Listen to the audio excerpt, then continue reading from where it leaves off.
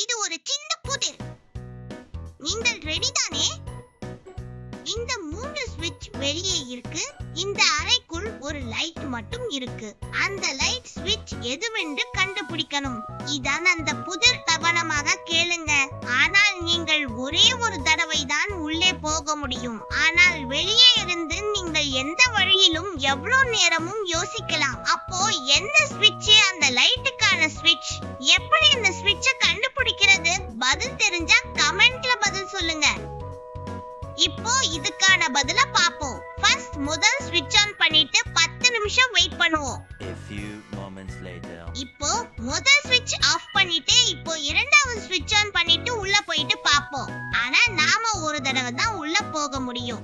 அநேகமா இப்போ நீங்க பதில கண்டுபிடிச்சீங்களா?